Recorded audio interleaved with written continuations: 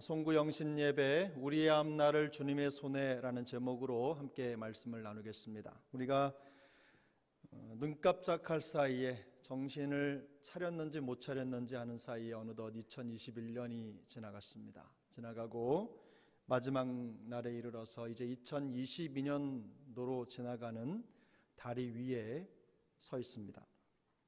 지난 2년여의 시간은 코로나19라고 하는 정말 예상하지 못했던 한파로 많이 힘들었던 시간이었습니다. 누구도 예상하지 못했던 만큼 정말 쉽지 않은 시간이었던 것 같습니다.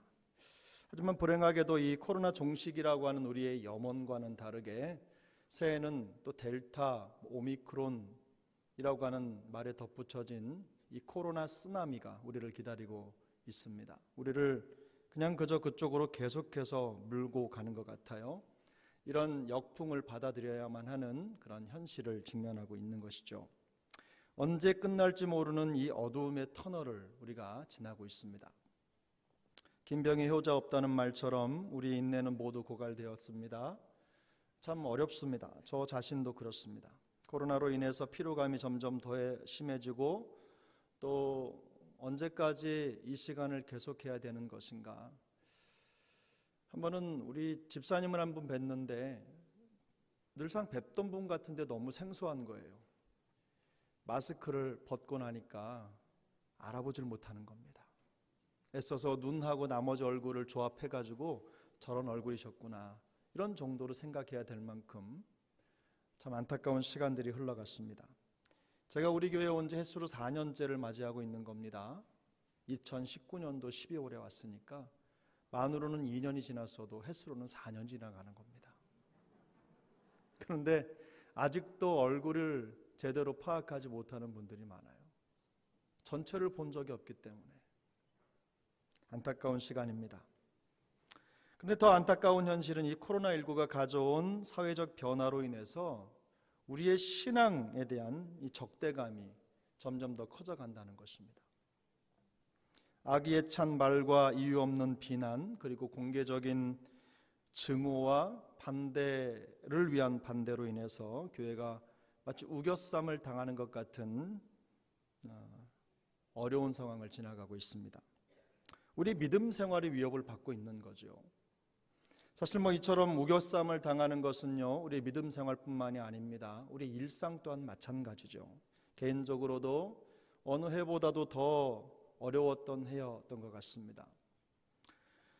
코로나 여파로 인해서 경제적으로 어려움이 가중된 분들도 있을 것이고, 또 생각지 않게 질병을 얻게 되셨고, 또 그 질병과 싸우면서 혹독한 시간을 보내는 분들도 계실 것입니다. 우리 어느 장로님 말씀을 잠깐 들었는데 올해가 유사일에 참 많이 힘들었던 한 해였다고 말씀을 하시는 것을 제가 들었습니다. 2021년도 무엇으로 기억되든지 우리에게는 참 힘든 한 해였다, 이렇게 말할 수밖에 없는 해였는데, 이런 힘든 여정 속에서 우리 사랑하는 세종학 영가족들 지치지 않기를 축복합니다. 힘내시고 또 주님께서 우리에게 견딜 만한 넉넉한 은혜도 베풀어 주시길 바랍니다. 근데 성경 속에는요, 이런 고난의 시간을 보내면서 믿음을 지켰던 위인들의 이야기가 가득합니다. 이유와 상황은 다르지만 수천 년 전에도 그리고 오늘날에도 하나님을 믿는 사람들에게 이런 비슷한 일들이 계속해서 일어나고 있습니다. 오늘 우리가 함께 읽었던 이 시편 31편도 그 중에 하나입니다. 이 다윗의 시로 알려진 이 시편은요, 삶의 고난과 괴로움의 때를 지나면서 여호와 하나님께 자신의 삶을 맡긴 사람들이 어떤 신앙 고백을 하면서 살아가고 있는지를 그대로 보여주는 노래입니다. 필사적인 삶을 살면서 믿음을 잃지 않고 신앙을 지키면서 하나님의 도우심을 간구하는 그 다윗의 심정, 그 심정이 고스란히 담겨있는 노래입니다. 특별히 다윗은 자신의 삶을 맡겨드린 여호와 하나님이 신실하시고 또 선하신 분이심을 제일 먼저 고백을 하죠. 뿐만 아니라 악한 원수들에게서도 벗어나고 또 그들을 물리칠 수 있게 해달라고 간절하게 기도하는 내용도 시편 속에는 담겨 있습니다. 다윗은 자신뿐만 아니라 하나님을 사랑하는, 하나님을 신뢰하는 모든 사람들이 자기 백성을 보호하시는 여호와 하나님의 능력 안에서 강하고 담대하라고 권면합니다. 그것이 오늘 이 31편의 마지막 부분인데요. 우리 한번 시편 31편이죠. 23절, 24절을 같이 한번 읽겠습니다. 23절, 24절입니다. 너희 모든 성도들아 여호와를 사랑하라. 여호와께서 진실한 자를 보호하시고 교만하게 행하는 자에게 엄중히 갚으시느니라. 여호와를 바라는 너희들아 강하고 담대하라. 아멘. 여호와를 바라보는 여러분 강하고 담대하시기를 바랍니다. 다윗은 자신이 고백하는 하나님이 단지 자신의 삶을 인도하시는 분이실 뿐만 아니라 하나님을 사랑하는 모든 사람들의 인도자라고 고백하고 있는 거예요. 그 살아계신 하나님을 마음속에 담고 흔들리지 말고 모든 상황 속에서 강하고 담대하라 라는 권면을 하면서 그 하나님에 대한 확신을 전하고 있는 것입니다. 특히 오늘 우리가 함께 읽은 14절부터 16절까지의 내용은요, 이 신실하신 하나님께 자신의 삶을 맡긴 성도가 드리는 절박한 간구가 담겨져 있습니다. 이 기도 속에서 다윗은 가장 먼저 하나님에 대한 자기의 절대적인 신앙을 고백합니다. 그리고 신앙의 대상이신 하나님께 자신의 삶을 맡겨드리면서 깨진 그릇과 같은 자기의 처지를 돌봐주시고 구원해 주시기를 간구하고 있습니다. 이와 같이 다윗의 기도는 우리에게 하나님께 자신의 앞날을 맡긴 사람이 어떤 태도로 기도하면서 신앙의 여정을 이어가야 될지에 대해 중요한 삶의 원리죠. 신앙의 원리를 가르쳐주고 있는데 세 가지를 함께 나누도록 하겠습니다. 첫 번째는 성실하신 하나님이 나의 하나님이심을 믿어야 된다는 것입니다. 성실하신 하나님이 우리의 하나님도 아닙니다. 나의 하나님이심을 믿어야 된다는 거예요. 여러분 14절을 같이 읽겠습니다. 여호와여 그러하여도 나는 주께 의지하고 말하기를 주는 내 하나님이시라. 주는 내 하나님이시라. 다윗은 모든 상황 속에서 하나님을 신뢰했고 하나님을 자기 하나님으로 고백합니다. 이 고백이 중요한 이유는요, 이 고백은 평범할 때 한 고백이 아닙니다. 인생의 여정 속에서 가장 힘들고 어려운 순간에 정말 숨을 쉴 수 없을 것 같이 고통스럽고 힘든 그 순간에 고백한 내용이기 때문에 그래요. 나는 주께 의지하고 주는 내 하나님이시니라. 이 말은요, 확고한 신앙 고백이에요. 더 이상 어떤 여지를 남겨두지 않는 고백입니다. 과거든 현재든 미래든 어떤 상황 속에서도 변하지 않는 확정된 고백이라는 의미가 이 말 속에 담겨져 있어요. 이 신앙의 고백은 시편 오늘 읽었던 2절 3절에 표현된 하나님의 확신을 근거로 해서 고백하고 있음을 우리가 알 수 있는데요, 2절 3절을 같이 한번 읽어보겠습니다. 2절 3절입니다. 내게 귀를 기울여 속히 건지시고 내게 견고한 바위와 구원하는 산성이 되소서. 주는 나의 반석과 산성이시니 그러므로 주의 이름을 생각하셔서 나를 인도하시고 지도하셔서. 아멘.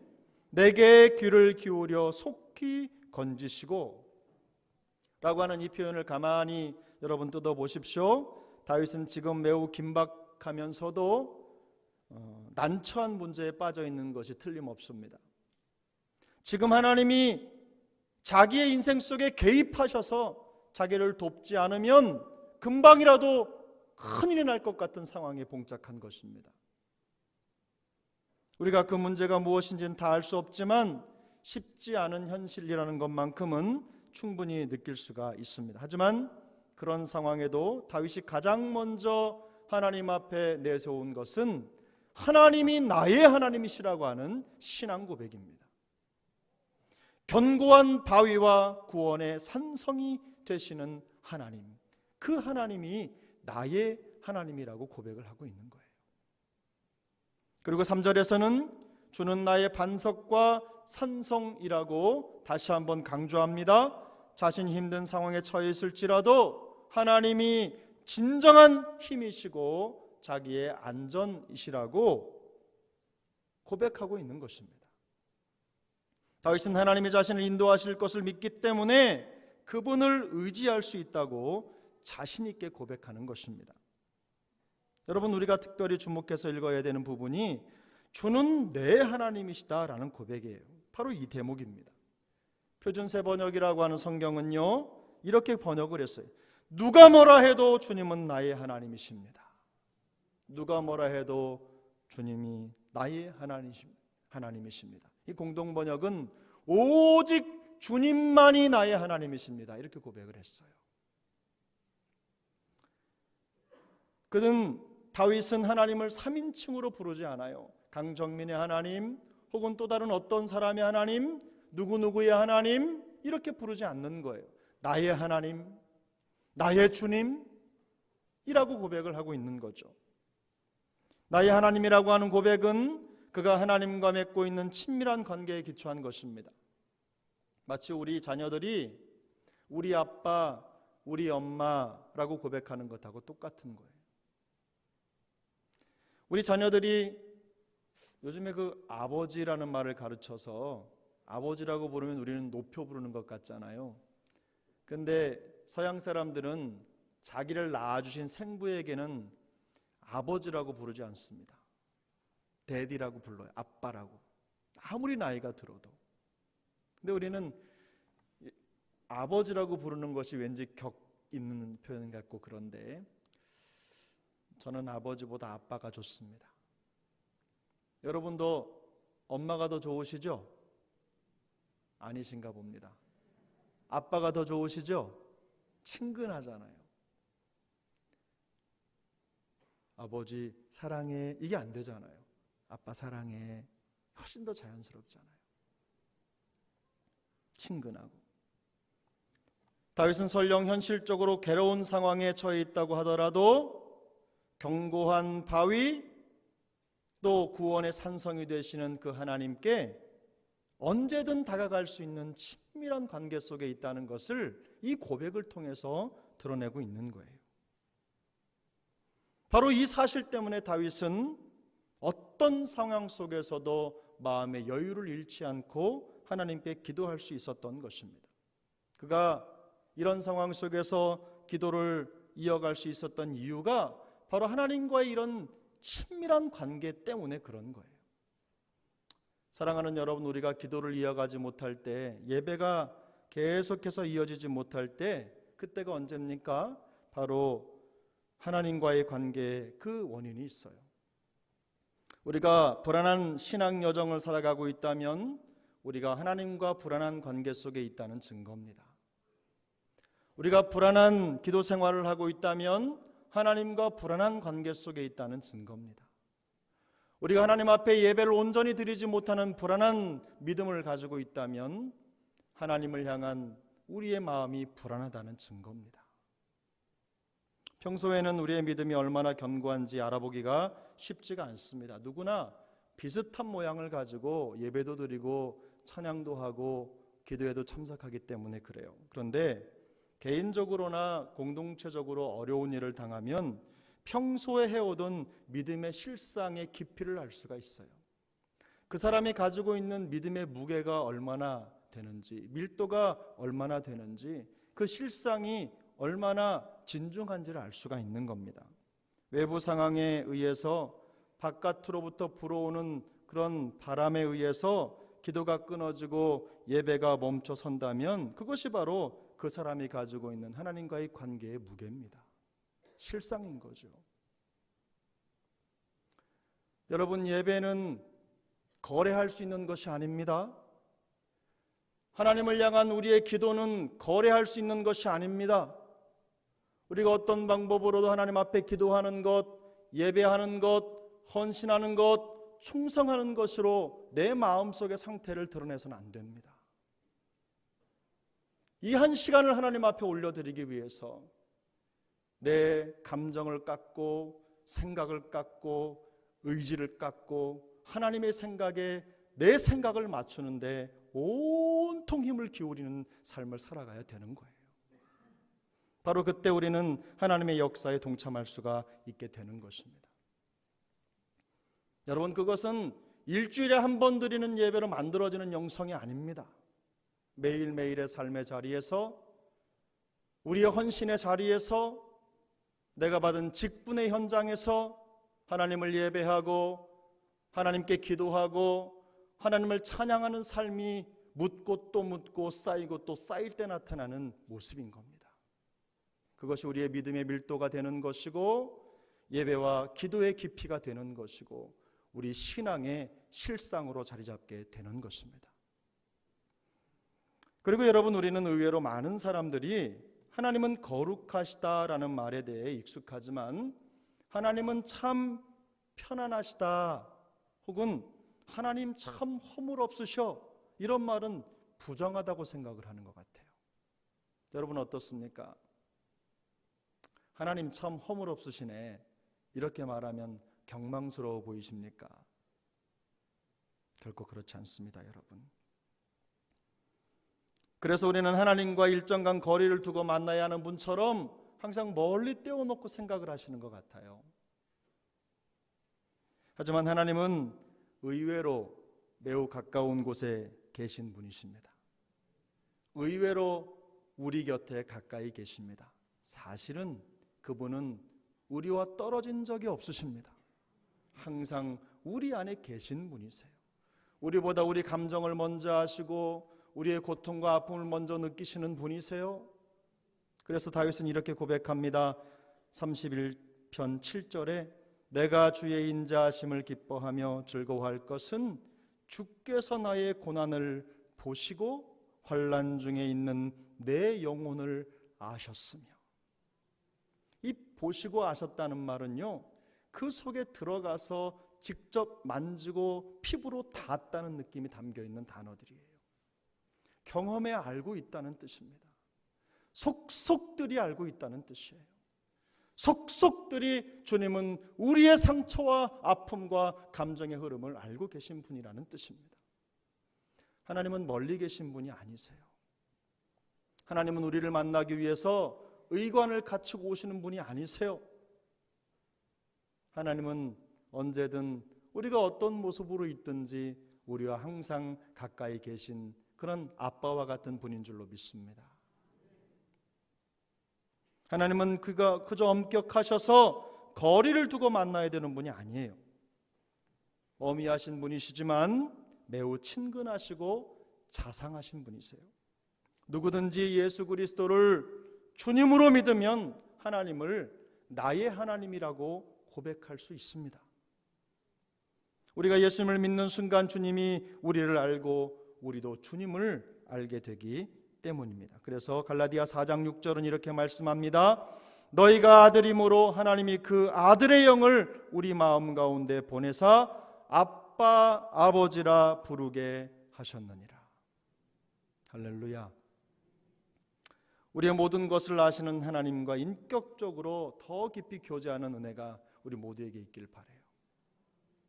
여러분, 주님께 그냥 한번 나가보세요. 기도하라고 하면 공중기도는 좀 다릅니다. 대표기도는 여기 있는 수백 명의 성도를 대표해서 기도를 인도하는 거기 때문에 정해진 형식과 내용을 갖춰야 됩니다. 그저 내가 하고 싶은 대로 하는 기도가 아니에요.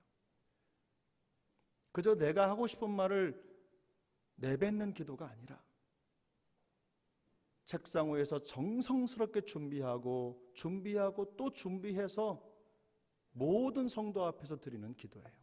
그런데 우리가 개인적으로 만났을 때는 하나님 앞에 그저 잠옷을 입고 속옷바람으로 아무런 거침없이 마음을 쏟아내놓지 않습니까? 그렇게 하나님 앞에 마음을 쏟아 기도하는 친근한 그런 관계를 주님은 우리에게 원하신다는 거예요. 우리가 주님과 그런 친근한 관계 속에 놓여 있을 때 우리가 우리 미래에 대한 불안함이 사라지는 줄로 믿습니다. 우리의 진정한 견고한 반석이시요 우리의 구원의 산성이신 주님께서 우리의 아빠 되셨기 때문에 우리는 불안할 필요가 없는 거예요. 그저 감사함으로 우리의 삶의 여정을 그저 이어가면 되는 줄로 믿습니다.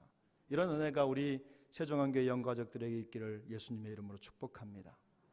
여러분, 두 번째 우리가 기억해야 될 믿음의 원리는 우리의 앞날이 주님의 손에 있음을 믿어야 됩니다.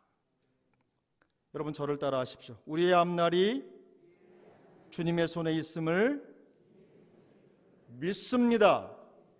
아멘. 우리 시편 31편 15절을 같이 읽겠습니다. 15절입니다. 나의 앞날이 주의 손에 있사오니 내 원수들과 나를 핍박하는 자들의 손에서 나를 건져 주소서. 아멘. 나의 앞날이 주의 손에 있사오니라는 고백은요, 앞으로 일어날 소망이나 기대를 담은 것이 아닙니다. 이미 그렇게 되었다는 것을 알고 있다는 절대적인 신뢰의 표현이에요. 앞날이라고 하는 표현은요, 단순히 어떤 시간의 의미를 넘어서서 우리가 앞으로 살아가는 동안 일어난 모든 일들과 상황을 포함하는 말입니다. 어떤 것이든 우리의 인생 여정 속에 나타나는 모든 것들, 어떤 상황이든 그것이 좋은 일이든 슬픈 일이든 혹은 기쁜 일이든 가슴 아픈 일이든 모든 것을 포함하는 말씀이에요. 한마디로 나의 삶 또는 나의 인생이 주님의 섭리와 다스림에 달려 있습니다. 이런 고백이에요. 주님의 손이라고 하는 건 하나님의 주권 아닙니까? 주님의 주권, 주님의 다스림, 하나님의 섭리에 나의 인생이 붙들려 있다는 말이에요. 그래서 12절에서 다윗은 자신의 모습을 죽은 사람과 깨진 그릇 같다고 표현을 했어요. 그만큼 절망적인 상황에 둘러싸여 있다는 말입니다. 여러분들도 혹시 죽은 사람처럼 취급받아 보신 적이 있습니까? 나름대로 애를 썼는데 깨진 그릇 같은 평가를 받아본 적이 있으십니까? 깨진 그릇이 그렇듯이 자신이 더 이상 유용하지 않은 불편한 존재처럼 여겨지고 철저하게 외면당하고 무시받아 본 적 있으십니까? 심지어는 13절에 말씀하고 있는 것처럼 사방이 두려움으로 감싸였다, 이런 고백을 할 수밖에 없는 상황에 놓여 보신 적이 있으십니까? 그러나 여러분, 다윗은 이렇게 탄원하지만 여기서 멈추지 않습니다. 그럼에도 불구하고 비록 지금 자신이 고난과 역경 가운데 있을지라도 궁극적으로 그의 삶 전체가 전능하신 하나님의 다스림과 섭리 속에 있다는 고백을 하고 있는 것입니다. 그에게 이런 믿음이 있었기 때문에 이해할 수 없는 절망적인 상황 속에서도 좌절하거나 실망하지 않고 하나님의 구원을 바라보면서 굳건한 믿음을 지킬 수 있었던 것입니다. 그런 하나님을 경험했기 때문에 그는 후퇴하지 않았습니다. 그래서 그는 이 믿음 때문에 더 열심히 기도할 수 있었습니다. 필사적으로 자신의 삶을 하나님의 뜻에 맡겨 드릴 수가 있었던 것입니다. 그는 자신의 앞날이 하나님의 손안에 있다는 것을 알았기 때문에 자기 원수들과 핍박하는 자들의 손에서 건져달라고 간절하게 하나님 앞에 기도합니다.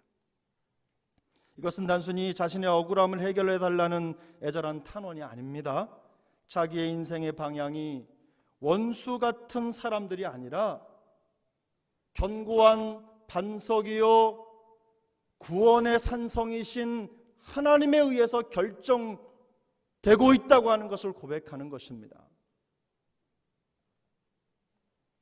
하나님의 주권과 섭리에 의해서 결정될 것이라고 하는 믿음의 선언입니다. 본문 15절에는요, 손이라고 하는 단어가 두 번 등장합니다. 한 번은 하나님의 손이라는 말로 등장을 하고, 또 한 번은 원수와 또 비방하는 사람들, 여기 보면 뭐라고 써 있습니까? 나를 핍박하는 자들의 손이라는 의미로 손이라는 말이 2번 등장을 해요. 바로 여기에 여러분 우리가 잊어서는 안 되는 매우 중요한 신앙의 원리가 담겨져 있습니다.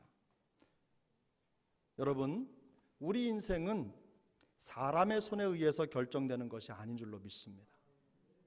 우리 인생은 사람의 손에 의해서 그렇게 되도록 여러분 우리가 방치하면 안 되는 인생이에요.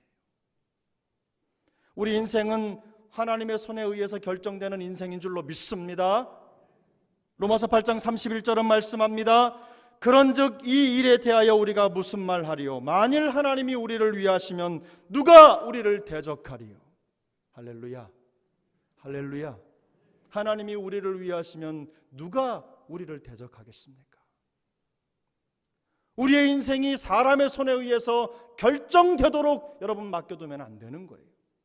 우리는 하나님의 것입니다. 하나님이 우리 인생의 주인이세요.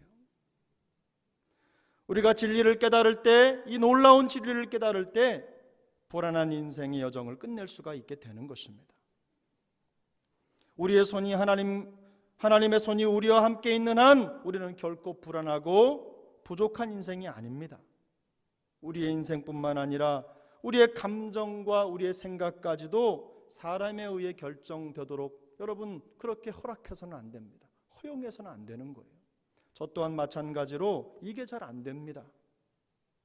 말씀을 준비하면서 이게 내 얘기구나 이런 생각을 했어요.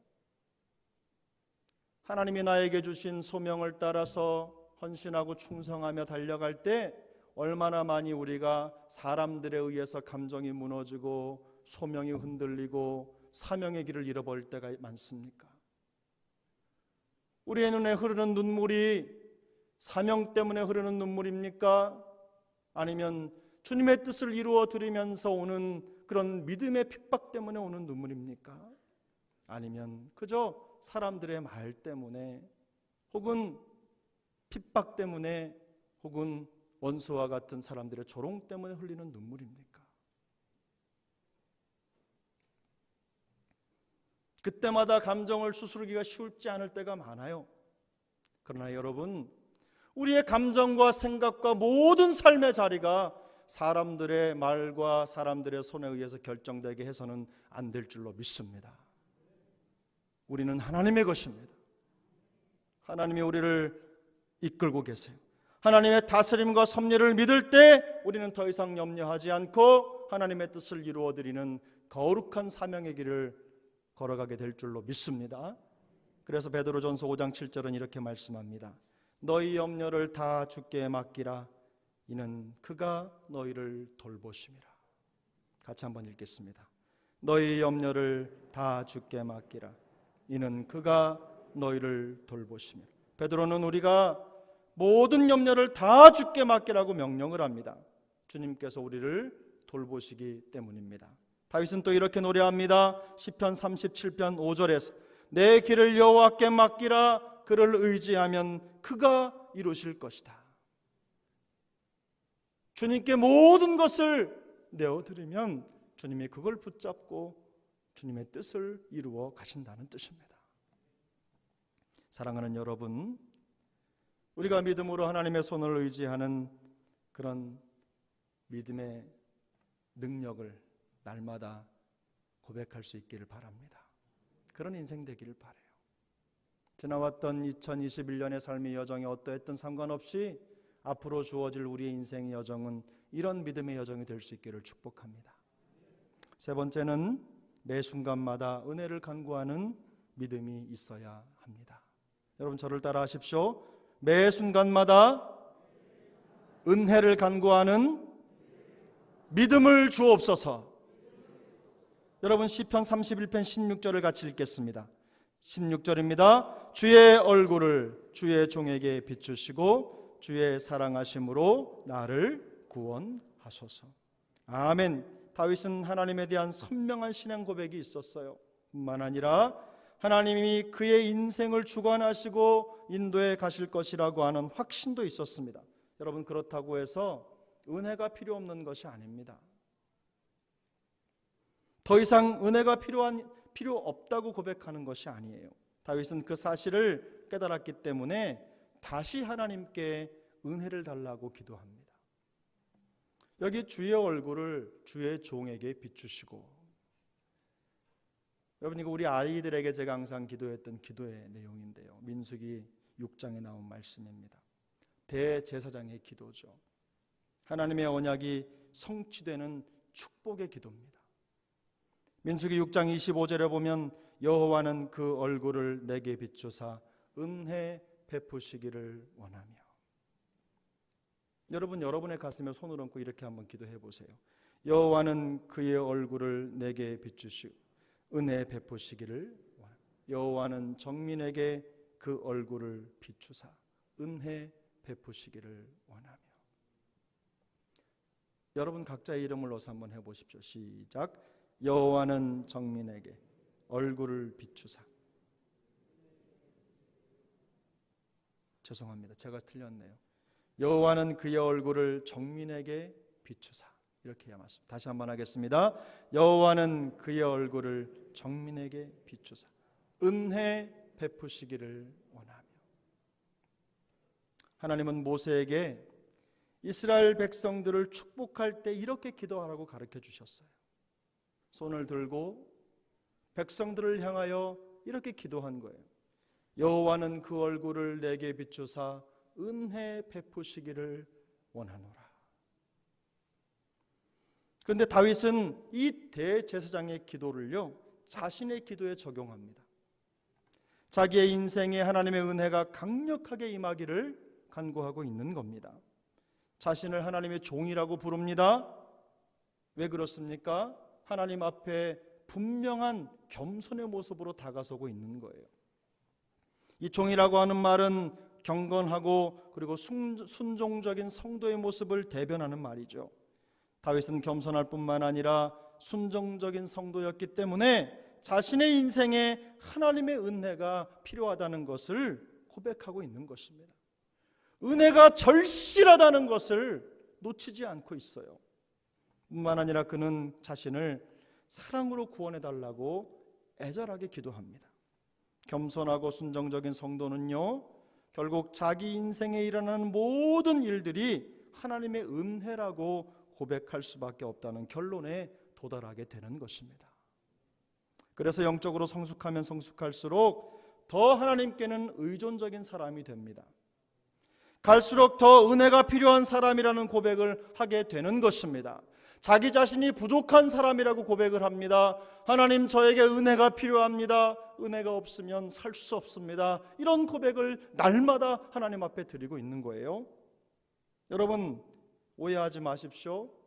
더 은혜가 필요합니다 라는 고백은요, 영적으로 신앙적으로 미숙한 사람의 넋두리가 아닙니다. 진정한 인생의 의미를 깨달은, 진정한 믿음의 의미를 깨달은, 진정한 하나님의 사랑의 원리를 깨달은 성숙한 사람의 신앙 고백입니다. 저는 우리 바라기는 우리 사랑하는 영가족들이 매 순간마다 때에 맞는 하나님의 은혜를 간구하는 깊이 있는 신앙 고백을 가진 사람들이 될 수 있기를 바랍니다. 매 순간마다 하나님의 그 은혜를 간구하고, 여러분 예배 오실 때도 늘상 들고 다니는 성경 가방 드시고 이렇게 그냥 오시는 것도 은혜지만 출발할 때부터 주님 은혜 주옵소서, 오늘 예배를 통해서 은혜를 주옵소서, 굳어진 내 마음이 녹아지게 하시고 말씀이 들려지게 하시고 들은 말씀으로 영혼이 채워지게 하여 주옵소서, 변화되게 하여 주옵소서. 은혜 받지 못하게 가로막는 모든 것들 하나님 한 길로 들어왔다 10길로 물러가게 하여 주옵소서. 예수 이름으로 물리쳐 주시고 은혜 아니면 살아갈 수 없는 일생, 은혜 받는 일에 마음 쏟게 하여 주옵소서. 이런 기도를 가지고 여러분 주님 앞에 오시기를 바랍니다.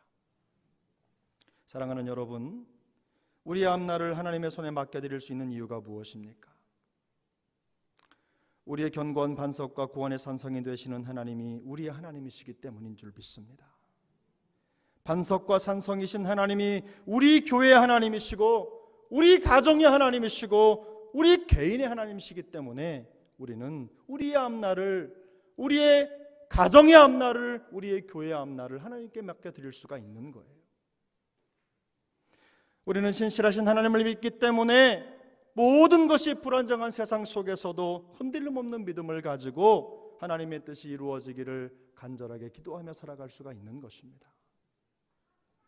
성경에는 절망의 상황 속에서 하나님을 의지하고 기도했던 수많은 위인들이 등장을 합니다. 오늘 이 31편은요, 특히 요나나 또 예레미야나 이런 사람들이 이 성경을 인용해서 기도했던 아주 중요한 시편입니다. 근데 요나는 물고기 뱃속에서도 하나님의 은혜를 구했죠. 참 절망의 끝에서 그는 하나님을 찾습니다. 뿐만 아니라 정말 사방으로 우겨쌈을 당하면서 생명의 위협을 느꼈던 예레미야도 하나님 앞에 은혜를 구하면서 그 은혜를 붙잡고 끝까지 말씀 사명을 감당합니다. 물론 오늘 시편을 기록하고 있는 다윗인들 다르겠습니까? 그도 마찬가지로 하나님 앞에 은혜를 구합니다. 그런데 성경 속에서 모든 고난과 괴로움의 환경을 이겨낸 가장 대표적인 인물이 있습니다. 그건 누구냐면 바로 우리 주님이십니다.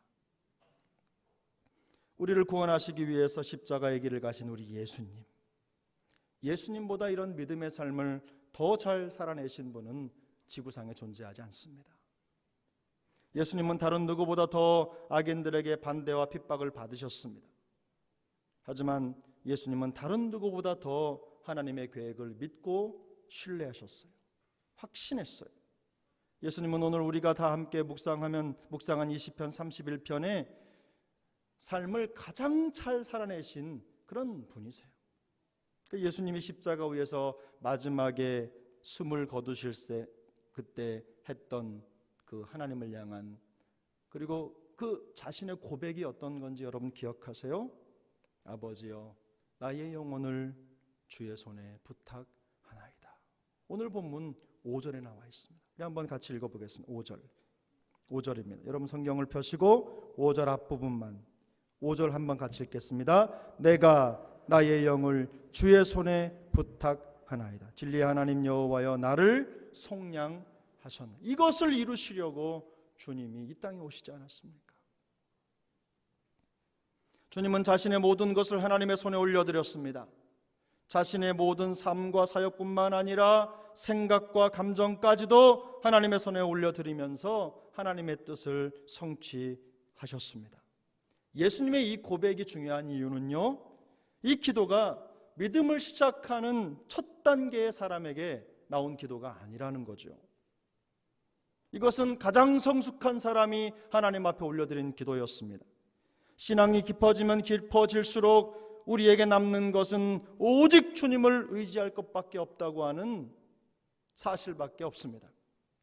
하나님께 우리의 삶을 부탁하는 것은요, 이 땅에서 잠시 동안만 필요한 것이 아닙니다. 영원토록 계속되는 거예요. 우리가 이 땅에 살아도 주님이 필요합니다. 우리의 삶을 하나님 앞에 위탁하고 부탁드려야 합니다. 우리가 하나님의 나라에 올라가서도 우리의 인생은 하나님의 것입니다. 하나님이 우리의 인생을 책임져 주실 때 우리는 진정한 천국의 소망과 기쁨을 누리게 되는 것입니다. 우리는 이 땅에서도 하늘에서도 우리의 앞날을 하나님의 손에 부탁해야 하는 운명을 가지고 있는 거예요. 그래서 여러분 찬송가 543장은 이런 마음을 이렇게 노래해요. 어려운 일 당할 때 나의 믿음 적으나 의지하는 내 주를 더욱 의지합니다. 같이 불러볼까요? 2절. 성령께서 내 마음 밝히 비춰 주시니 인도하심 따라서 주만 의지함. 밝을 때의 노래와 밝을 때의 노래와 어두울 때의 기도로 위태할 때 도움을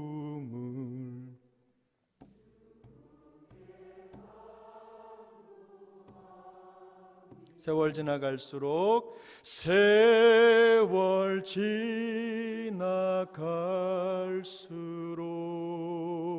의지할 것뿐일세. 무슨 일을 당해도 예수 의지함니.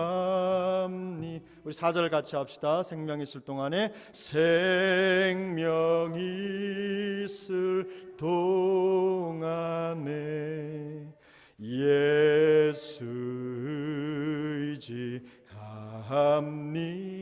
천국 올라가도록, 천국 올라가도록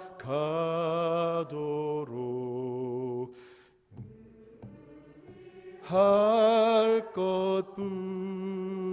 세월 지나갈수록 세월 지나갈수록 의지할 것뿐일세. 아멘. 무슨 일을 당해도 예수 의지합니다.